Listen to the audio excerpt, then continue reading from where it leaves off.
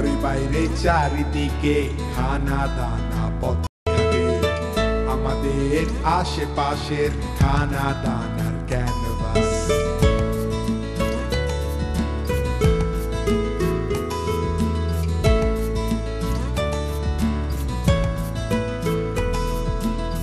হাতে আসবে জানা খাবারের অজানা রেসিপি, জানা যাবে এদিক ওদিকের খাবার দাবার রকম সকম, পাওয়া যাবে বাড়ি খাবার তার নিত্য নতুন ঠিকানা।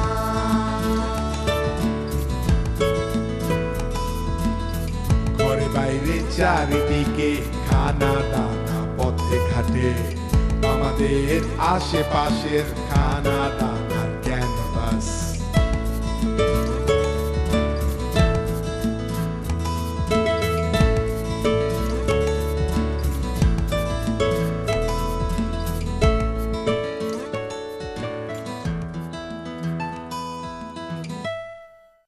প্রিয় দর্শক, আসসালামু আলাইকুম। দেশ ও বিদেশে যারা আমাদের এই অনুষ্ঠান দেখছেন তাদের সবাইকে জানাচ্ছি আমাদের সাদর আমন্ত্রণ। আমাদের এই অনুষ্ঠানটি একটি ভিন্ন আঙ্গিকের অনুষ্ঠান। এতে আমরা নানা রকম বৈচিত্র্যময় রেসিপি আপনাদের সামনে তুলে ধরব। এছাড়াও আপনাদের নিয়ে যাব দেশের এবং বিদেশের বিভিন্ন জায়গায়। আজকে আমরা আপনাদের নিয়ে যাব বেদের বহরে। আপনারা দেখবেন সেখানে তারা কেমন করে তাদের প্রতিদিনের রান্না করে। চলুন তাহলে আমার সাথে বেদের বহরে। ঢাকার অদূরে আমিনবাজারের কাছেই এক বেদের বহর দেখে থেমে গিয়েছিল আমাদের শুটিং ইউনিট। তখন দুপুর 12টা। এ সময় বেদেরা বেরিয়ে পড়ে গ্রাম থেকে গ্রামে জীবিকার তালাশে। আমাদের জন্য তাই বিশেষভাবে আয়োজন করা হলো রান্নাবান্নার। বাজার থেকে আনা হলো একটা পাঙ্গাস মাছ।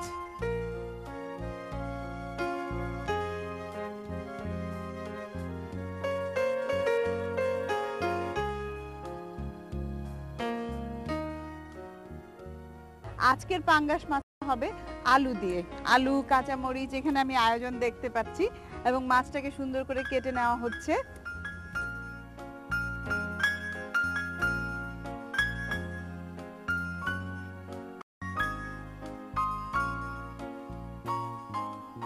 এখানে আমরা দেখতে পাচ্ছি একটা চুলা, তাই না?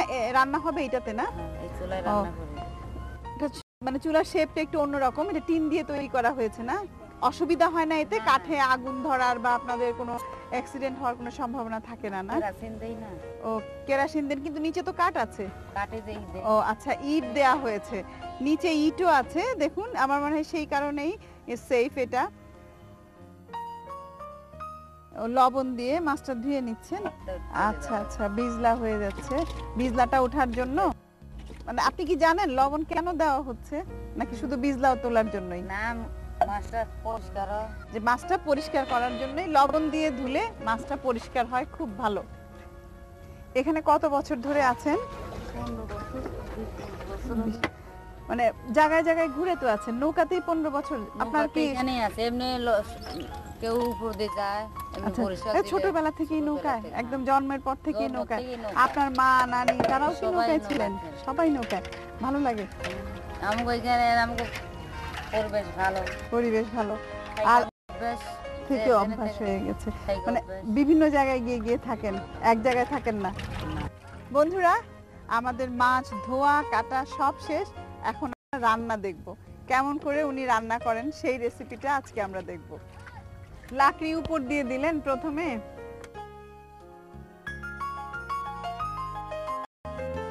এখন কেরোসিন দিয়ে আগুন জ্বালায় দিলেন।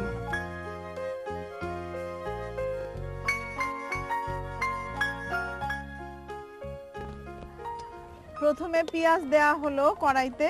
আমরা কিন্তু নরমালি দেখা যায় তেল দেই, কিন্তু এখানে প্রথমে পেঁয়াজ দেওয়া হলো, এরপর তেল। আচ্ছা, পেঁয়াজটা কি হালকা বাদামি হবে, মানে একটু রং হবে, না সাথে সাথেই দিয়ে দিবেন? না, পেঁয়াজটা রং হবে। জিরা এবং পেঁয়াজ অল্প তেল দিয়ে এই যে হালকা বাদামি করে ভাজা হয়েছে, এখন এটা নামিয়ে নিচ্ছে।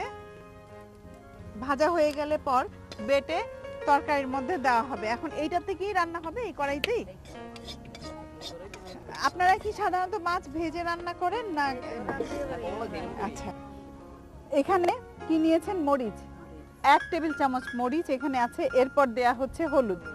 হলুদ আন্দাজে দেন, এখানে আপনি বুঝতে পারছেন যে কতটুকু হবে। এখানে হলুদ আছে 1 চা চামচ পরিমাণ, মরিচ 1 টেবিল চামচ পরিমাণ, হলুদ আছে 1 চা চামচ পরিমাণ। এখানে হলুদ এবং মরিচের গুঁড়ো পানি দিয়ে গুলিয়ে নেওয়া হচ্ছে।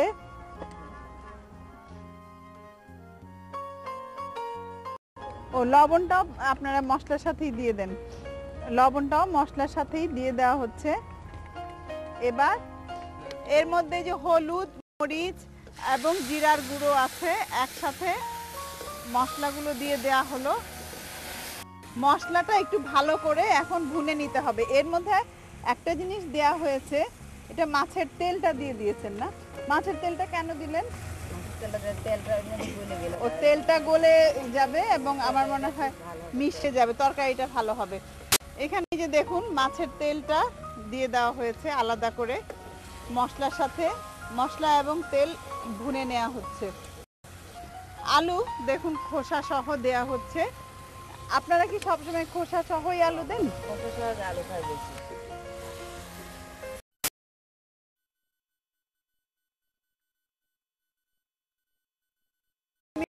আপনি কি জানেন সেটা? তা তো আমরা জানি, না জানি সবাই খায়। সবাই খায়। দুই একজন মনে পাইছে।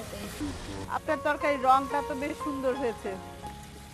আলু এবং মশলা ভুনে নেওয়া হচ্ছে। এখানে একটা জিনিস যেটা আমি লক্ষ্য করেছি বন্ধুরা, যে মশলার সাথে কিন্তু মাছের তেল দেওয়া হয়েছে। মাছের তেলটা স্বাস্থ্যের জন্য ভালো। আমরা কিন্তু নর্মালি দেখা যায় যে মাছ সবজি দিয়ে যেগুলো রান্না করি তাতে কিন্তু এই তেলটা আমরা দেই না। এই তেলটা কিন্তু স্বাস্থ্যের জন্য ভালো। এইখানে আমরা এটা একটা ব্যতিক্রম পেলাম যে মশলা মাছের তেল দিয়েই ভুনা হচ্ছে, তেলের সাথেই। এটা এখন ঢেকে দিব। ও আপনার বাচ্চা বয়স কত বাচ্চার? আচ্ছা বন্ধুরা, এখন একটু ঢেকে দেওয়া হলো এটা সেদ্ধ হওয়ার জন্য। একটু পানি দিতে হবে, একটু পানি দেওয়া হচ্ছে আলুটা যাতে সিদ্ধ হয়ে যায়। একটা জিনিস লক্ষ্য করলাম আমি, যেটা যে এখানে মশলা, মাছের তেল এবং আলু সব কিছু দিয়ে সবজিটা কিন্তু ভালো করে আগে কষিয়ে নেওয়া হচ্ছে। একটু কষিয়ে দিয়ে পরে আবার মাছগুলো দিয়ে দিবেন। মাছ কি সাধারণত এইভাবে রান্না করেন না ভেজে? না, এইভাবে রান্না করে বেশি। আপনার স্বামী আপনার রান্না পছন্দ করে? সবাই পছন্দ করে। সাধারণত রান্না করেন কখন? সকাল 6টা বাজে উঠি ঘুমের থেকে। আচ্ছা, 6টা বাজে রান্না বান্না করি। এরপরে কি করেন? এরপরে রান্না বান্না শেষ হইলে গ্রামে জায়গা 8-9টা বাজে, 9:30 বাজে। আর বাচ্চাদের খাওয়া দাওয়া? বাচ্চাদের জন্য সকালে খাইতে গেলাম 8টা-9টা বাজে। কি খান সকালবেলা? সকালে ভাত।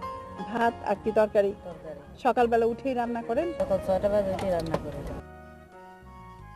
আর বিকালে? বিকাল 5টা বাজে আসি গ্রামের থেকে, এসে আবার রান্না বান্না করি। গ্রামের থেকে গ্রামে কি করতে যান? সিঙ্গা লাগাই, তাতে পোকা ফেলাই। ও সিঙ্গা দিয়ে পোকা ফেলেন। আমার মনে হয় আলুটা প্রায় আধা সিদ্ধ হয়ে গেছে। আধা সিদ্ধ আলুর মধ্যে মাছগুলো দেয়া হচ্ছে। প্রথমে কি দিচ্ছেন? মাথাটা। প্রথমে মাথা দেয়া হচ্ছে। প্রথমে কেন মাথা দিচ্ছেন? এটা আগে সিদ্ধ হওয়ার জন্য? মাথাটা সই না। মাথা কি দিয়ে আবার ঢেকে দিবেন না সব একসাথে দিয়ে দিবেন? মাছ দিয়ে পরে ঢেকে। আচ্ছা, সব মাছগুলো সবজির উপরে দিয়ে দেওয়া হচ্ছে।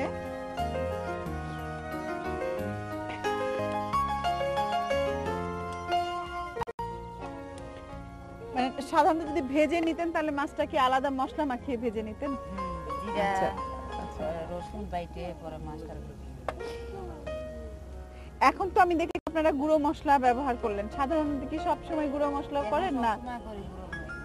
এটা ঢেকে রান্না করতে হবে সিদ্ধ না হওয়া পর্যন্ত। এটা একটু ঝোল ঝোল থাকবে তো, তাই না বন্ধুরা?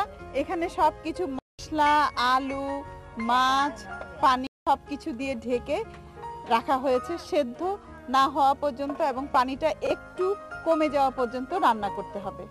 এখানে পেঁয়াজ এবং জিরা হালকা তেল দিয়ে ভেজে নেওয়া হয়েছিল, সেই মশলাটাই বেটে আনা হয়েছে। এটা এখন তরকারির উপরে দেওয়া হবে। এটা কিন্তু একটা বিশেষত্ব, পেঁয়াজ এবং জিরা। আমরা দেখা যায় যে শহরে সাধারণত শুকনো জিরাটাই শুধু দেই, এখানে পেঁয়াজ এবং জিরা একসাথে ভাজা হয়েছে এবং তারপর সেটা পেশাও হয়েছে, সেটা এখন তরকারির উপরে দিয়ে দেওয়া হচ্ছে।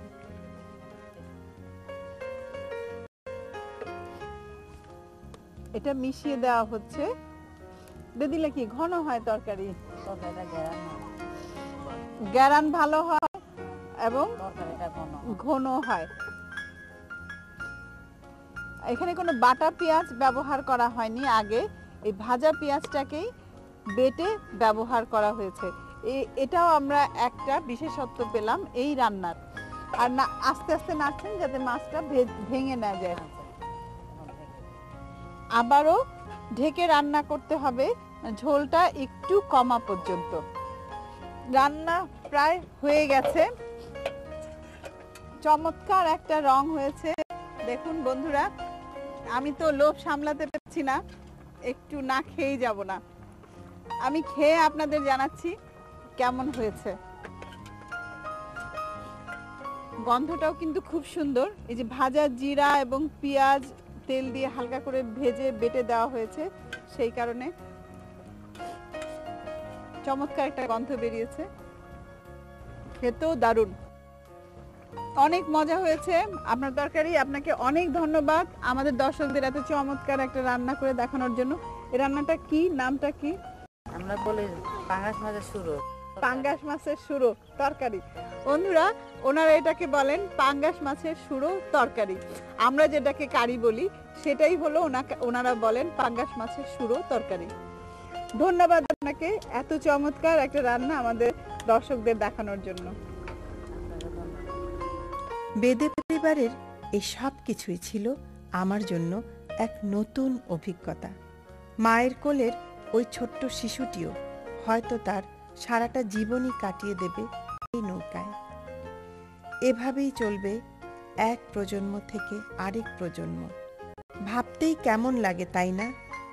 তাই তো বলতেই হয়, ওদের রান্নার স্বাদই কি শুধু আলাদা, আলাদা ওদের জীবনের স্বাদও। ঠিক আছে তিন্নি, তুমি কাস্টার্ডের জন্য যে উপকরণগুলো লাগবে সেগুলো রেডি করে রেখো, আমি এসে তৈরি করে দেব, কেমন? ওকে, খোদা হাফেজ। আমার ভাগ্নি তিন্নি আমাকে ফোন করেছিল, ওর বাড়িতে কিছু গেস্ট আসবে, ওকে যেন আমি একটা আনকমন ডেজার্ট তৈরি করে দেই। আমি বলেছি আমি একটা থাই ডেজার্ট তৈরি করে দেব, সেটার নাম হলো কোকোনাট কাস্টার্ড ইন পাম্পকিন। চলুন তাহলে আমার সাথে আপনারা তিন্নির বাড়িতে গিয়ে দেখবেন কেমন করে আমি কোকোনাট কাস্টার্ড ইন পাম্পকিন তৈরি করি। আসসালাম, কেমন আছো তিন্নি? এই তো ভালো। ও সব রেডি? বন্ধুরা, আজকে আমি তিন্নিদের বাড়িতে এসেছি। তিন্নি কিছু গেস্ট দাওয়াত দিয়েছে এবং আমাকে বলেছে ডেজার্ট তৈরি করার জন্য। তো আমি ওকে বলেই দিয়েছিলাম আগে যে কি কি জিনিস লাগবে, ও সব রেডি করে রেখেছে, সবই তো আছে দেখছি। আজকে এই ডেজার্টটা হচ্ছে কোকোনাট কাস্টার্ড ইন পাম্পকিন, মানে মিষ্টি কুমড়ার ভিতরে একটা কাস্টার্ড। এটা একটু আনকমন আইটেম, ও আমাকে বলেইছিল আমি যেন একটা একটু আনকমন ডিশ ওকে তৈরি করে দিই। তো বন্ধুরা দেখুন, এখানে আমি একটা মাঝারি সাইজের মিষ্টি কুমড়া নিয়েছি। তুমি ঠিক মতোই কিনেছো, এটা মাঝারি সাইজের একটা মিষ্টি কুমড়া। এখানে 1 কাপ নারিকেলের দুধ, 1 কাপ তরল দুধ, 4টা ডিম, 1 কাপ চিনি এবং আধা চা চামচ ভ্যানিলা ফ্লেভার।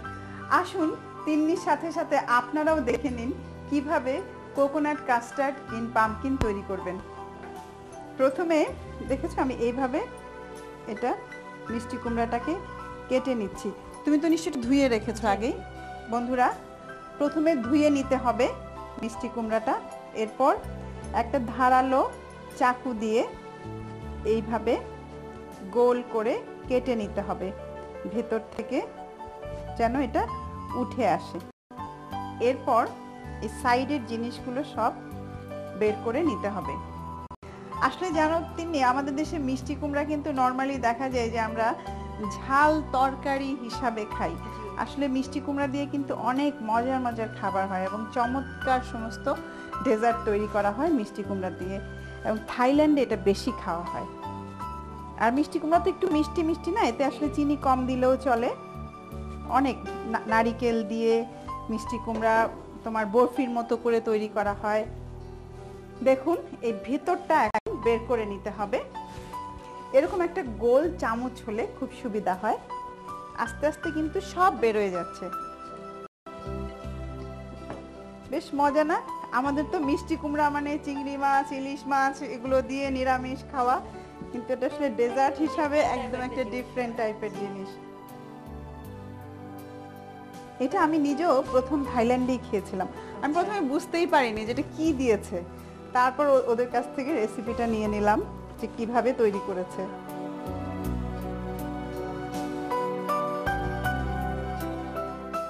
এই দেখুন পরিষ্কার হয়ে গেছে ভেতরটা। এটা তো তৈরি হয়ে গেল। এখন আমরা কাস্টার্ডটা রেডি করছি, কেমন? কারণ পামকিন রেডি, বাকি উপকরণগুলো সব একসাথে মিশিয়ে নিচ্ছি। প্রথমেই দিচ্ছি নারিকেলের দুধ, তরল দুধ,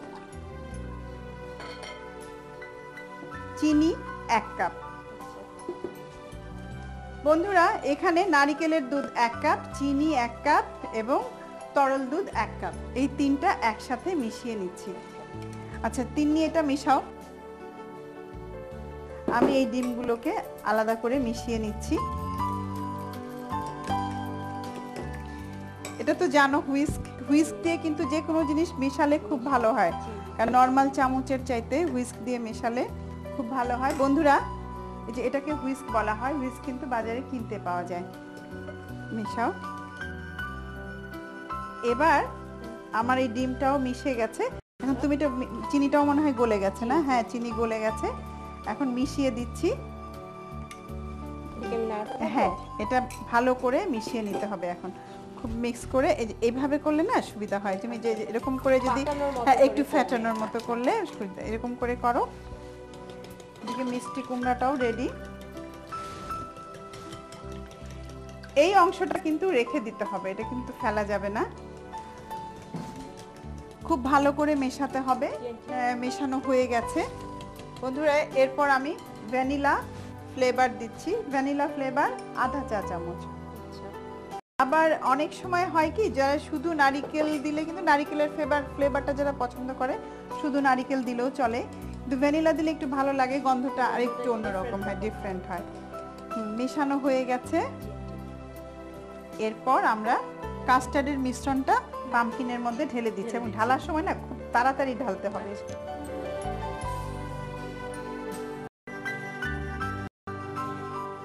এবার এই যে বাকি অংশটা এটা দিয়ে এখন ঢেকে দিতে হবে। আর ভিতরটা যেন এই যে পুরো কাস্টার্ডটা যেন এই পুরোটা হয়ে যায়, হ্যাঁ কম যেন না থাকে। এবার ঢেকে একটা স্টিলের বাটি লাগবে, কারণ এই বাটির উপরে দিয়ে এই জিনিসটা স্টিমে হবে, হ্যাঁ ভাপে হবে, ডাইরেক্ট হিটে দেওয়া যাবে না। হ্যাঁ কিছু একটা দিয়ে তারপর, আর একটা স্টিলটাই সুবিধা। এটা একটা জিনিস খেয়াল রাখতে হবে তিন্নি, পানি যেন এতটুকু থাকে, হ্যাঁ এর বেশি না হয়, কুমড়ার গায়ে যেন পানি না আসে, কেমন এতটুকু পরিমাণ সেটা আগেই মেপে নিতে হবে। দর্শক বন্ধুরা আমরা এখন এই জিনিসটাকে চুলায় দিয়ে দিচ্ছি স্টিমের জন্য। এটা এখন ভিতরে দিয়ে দাও। হ্যাঁ পানির মাপটাও ঠিক আছে। এটা কিন্তু দর্শক বন্ধুরা একটা জিনিস মনে রাখবেন যে চুলা না জ্বালিয়ে দিতে হবে, কারণ নাহলে কিন্তু হাতে মানে গরম ছ্যাঁকা লাগার সম্ভাবনা থাকতে পারে। এভাবে দিয়ে ঢেকে দাও এখন। হ্যাঁ হ্যাঁ ঢাকনা দিয়ে ঢেকে দিতে হবে, তারপর চুলা ধরিয়ে দেবে।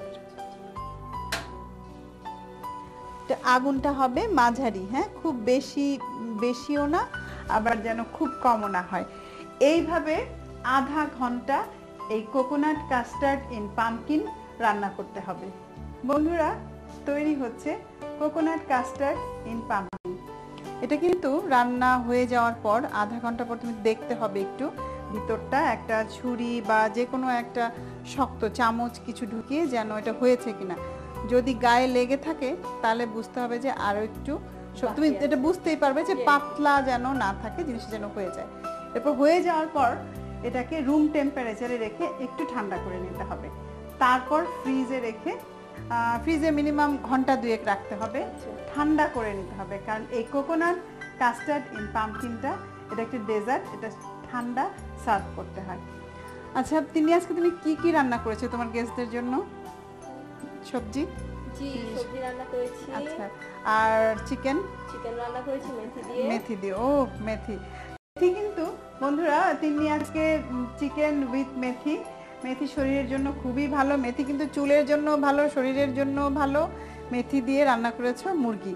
আর কি করেছো? আর নারকেলের আধিক্য বেশি কারণে আমি আজকে চিংড়ি মাছ রান্না করেছি। বন্ধুরা আজকে তিন্নিও কিন্তু একটা নারকেলের আইটেম করেছে। চিংড়ি, আমরা এটাকে মালাইকারি বলি না নরমালি, যে চিংড়ি মালাইকারি কিন্তু নারকেল দিয়েই হয় এবং এটা বেশ লোভনীয় খাবার। আমার কিন্তু এখনই জিভে বেশ পানি এসে যাচ্ছে চিংড়ি মালাইকারি নারকেল দিয়ে। আর করেছে সবজিটার মধ্যে কি কি সবজি দিয়েছো? মিক্সড সবজি। বন্ধুরা সবজি কিন্তু আমাদের খাবার টেবিলে একটা অবশ্যই থাকা উচিত, কারণ সবজির মধ্যে যে সমস্ত ভিটামিন যেটা অন্য কিছুর মধ্যে কিন্তু থাকে না। সবজিতে তোমার যেমন মুরগিটা হলো প্রোটিন, আমরা প্রোটিনটা পেয়ে যাচ্ছি মুরগিতে, মাছ এবং মুরগিতে। আর সবজিটার মধ্যে প্রচুর পরিমাণে ভিটামিন আছে এবং এটা আমাদের স্বাস্থ্যের জন্য খুবই ভালো। আমাদের প্রতিদিনের খাবারে অন্তত 1 বাটি সবার সবজি খাওয়া উচিত, তাহলে কিন্তু আমরা সুস্থও থাকবো এবং সুন্দরও থাকবো। একটা টিপস আপনাদের বলে দিচ্ছি, যে নিজের স্কিন ভালো রাখার জন্য, সুন্দর থাকার জন্য, বুঝছো, তুমি যদি 5টা কালারের সবজি খেতে পারো, যেমন সাদা, হলুদ, কমলা, বেগুনি, লাল, এই 5টা কালারের সবজি অথবা ফল প্রতিদিন যদি খাওয়া হয়, মানে খাবারের মধ্যে থাকে, তাহলে কিন্তু স্কিন খুব ভালো থাকে, হেলদি স্কিন থাকে, ব্রাইট থাকে। এটা কিন্তু বন্ধুরা আপনাদের জন্য একটা টিপস সবজি এবং ফ্রুটসের। তাহলে ঠিক আছে তিনি, তোমার এই কোকোনাট কাস্টার্ড ইন পাম্পকিন এভাবেই হচ্ছে। তা আমি তাহলে ঘুরে আসি, দেখা হবে। তুমি যে চমৎকার রান্নার কথা বলেছো, চিংড়ি মাছের মালাইকারি, আমি অবশ্যই আসবো।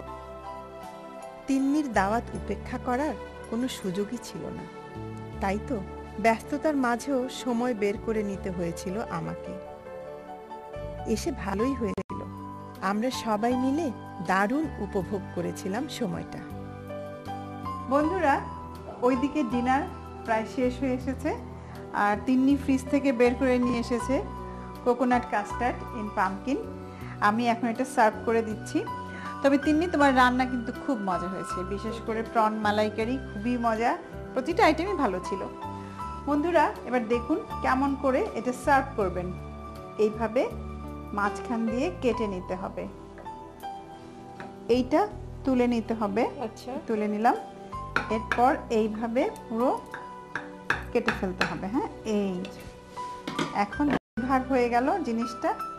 দেখো কি চমৎকার একটা কালার হয়েছে, এটা একদম হালকা একটা ইয়েলো, আর এই যে পাম্পকিনের অরিজিনাল কালারটা এসছে, আবার বাইরেরটাও গ্রিন। এটা কিন্তু খুব সুন্দর, মানে এটা খাবারের জন্য ভালো, দেখতে খুব সুন্দর লাগে এটা। এবং সাথে এই পাম্পকিনটাও খাওয়া যাবে, মানে ডেজার্টের সাথে এই জিনিসটাও খাওয়া হচ্ছে। তেমনি তুমি প্লেটগুলো বিছাও এইভাবে। এটা কিন্তু অনেকটা যে আমরা তরমুজ কাটি না, ওই রকম করে কাটতে হয়, যে ওয়াটারমেলনের মতো। এই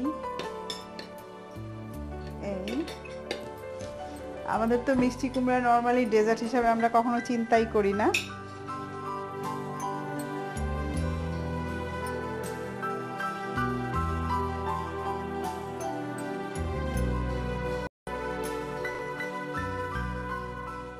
তিন্নি তোমার কি মনে হয় তোমার গেস্টরা এই ডেজার্টটা পছন্দ করবে?